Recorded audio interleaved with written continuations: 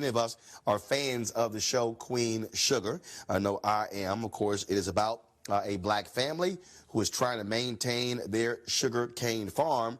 There's a real-life Queen Sugar story happening with a black family in Louisiana. They face discrimination from the banks, the U.S. Department of Agriculture, in attempts to run them off of their land. June and Angie Provost shared their story with us at Roland Martin Unfiltered. I'm a fourth-generation farmer. We was a family operation, and I had my dad and two brothers, and we were close to a 5,000-acre farm. So in 2007, I began to purchase the farm from my dad. So I was pretty much farming solo, close to around 4,500 acres. By 2008, yes. And I acquired a farm in 2014, a couple of years after June and I got married. I purchased about 500 acres of cane stubble from him and began my... I actually was nominated for Iberia Parish Farmer of the Year. And also, I won high yield for the state of Louisiana. And farming sugarcane is a passion. It's what I love. I mean, that's all I ever did do since I was a little boy. I mean, I wake up, 5 o'clock in the morning, don't get home till 8 o'clock at night. But it was never a job. It was something that we loved doing. Yeah, a connection to the earth that's undescribable. Ever since I've met June, he's always talked to me about the difficulties and the struggles that he and his family had to endure, particularly in the mid-2000s to the latter 2000s, 2005 to around 2007 and onward. The intimidation factor was always there. There was always a threat of white growers picking up your land or getting unfair treatment by the bank or by the sugar mill. And that treatment escalated in 2014 when a whistleblower at the USDA led us to collecting some documents. And when we discovered what was going on, treatment towards us became very poor by these institutions. And also within unnamed parties within the community, we've had tractors, equipment vandalized. We've had dead animals put in equipment. We've had equipment shot at. We've had trespassers on our property. Similar to what you read and see in Queen Sugar, we've had, quote unquote, Mr. Landry come and try to purchase the farms at an unfair price in a very bullying aspect. So, I mean, that treatment and problematic behavior by a racist, systematic industry here in South Louisiana has led us to, endure some pretty difficult times. I did a calculation from 1983. I mean, there have been at least 60 African-American farm families that have went out of business. You're not talking about individuals. You're talking about farm families. Yes, and within those farm families, there are individual farms. So I mean, and that's a shame. I mean, there was a community of African-American farmers. Yes. I mean, that's all we thrived on sugarcane. I mean, this is what a lot of the families over here did. Yes. And to say that many African-American families have went out of business, it's a shame. Yes, and you talk about the wealth lost to communities. You talk about, I'm not talking about a big house or a fancy car. I'm talking about real, true wealth and health. I'm talking about bookstores, grocery stores, decent jobs, schools, health care. So those are the things that are lost to communities like ours when we're forced out of business by systematic racism.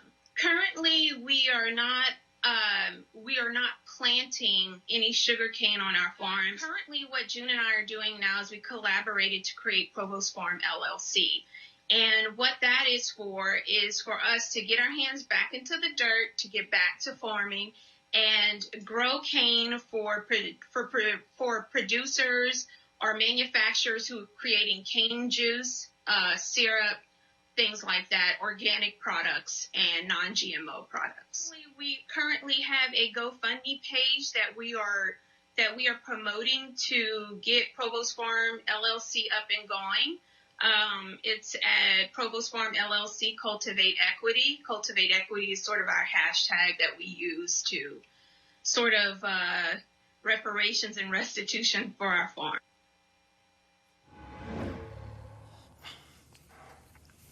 I want to bring in Greg and Joseph here. Greg, we hear people who talk about we need to have land. But there's a difference between having land and you're trying to make money off of your land. Here's an example of some black folks who have land but who are facing rampant discrimination. We've seen this for years in the Department of Agriculture, where basically where white farmers treat that as their own personal piggy bank, and we've had black farmers who've had to sue in order to get paid.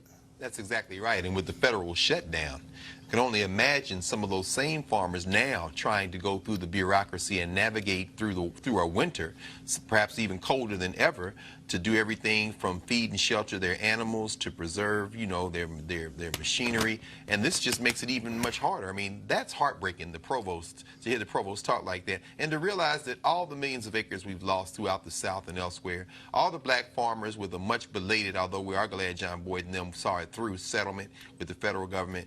I'm reminded on the 100th birthday of Jackie Robinson today, but it would have been 100 years old when he wrote in his autobiography, when he was born, he never had it made. At the end of his life, he never had it made. And somehow these black farmers persevere. So we not only wish them well, we have to tell this story over and over again. And I'm glad you're bringing it up today once again, Roland.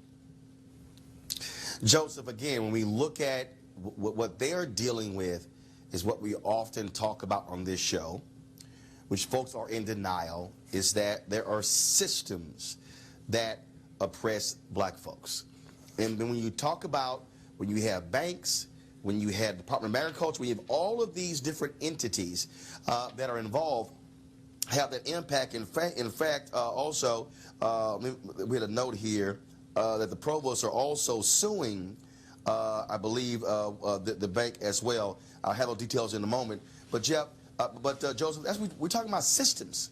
We are talking about systems that are against people who can't financially fight systems. It's systems. I mean, and your previous guest from Advancement Project talked about how the LAPD is a majority minority now. That is a system. They are exercising systemic racism. This is what it looks like. The farmers, the provosts, systemic racism, where you have a community of farmers they're part of. They have a legit right to do what they do on their land, but white farmers allegedly feel differently.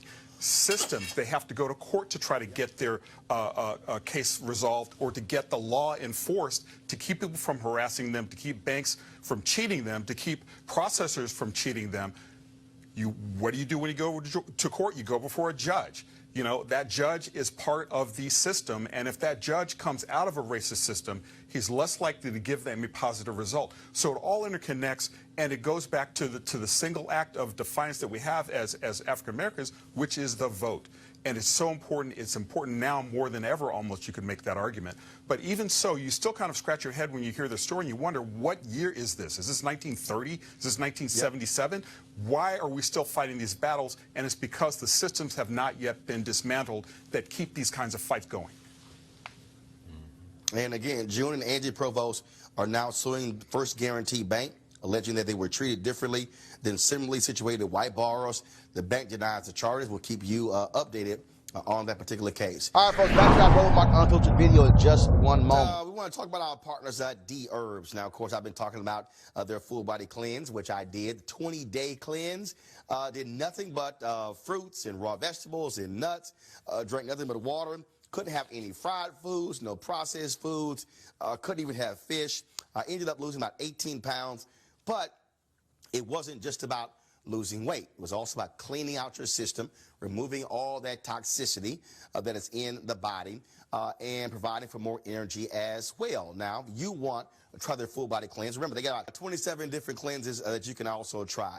So what you do is go to dherbs.com, use the promo code Roland. You can also call 1-866-4DHERBS, 1-866-4DHERBS. Now, also, what's been the benefit to me is that by being on this cleanse for 20 days, it also changes how you eat and also what you focus on. So by being on the cleanse, look, I couldn't eat anything but raw vegetables and fruits and nuts. And so even as I travel now, so I'm thinking about smoothies or thinking about different ways to eat. And so it changes just not your body, but also how you look at what you eat and what you put in your body. And so if you want to try it as well, again, I want you to go to dherbs.com, DHERBS.com, use the promo code Roland, or you can call 1-866-4DHERBS, 1-866-4DHERBS. Don't forget to use the promo code Roland. And we want you to support, of course, one of the partners who is supporting Roland Martin Unfiltered. Now back to your Roland Martin Unfiltered video. You want to check out Roland Martin Unfiltered?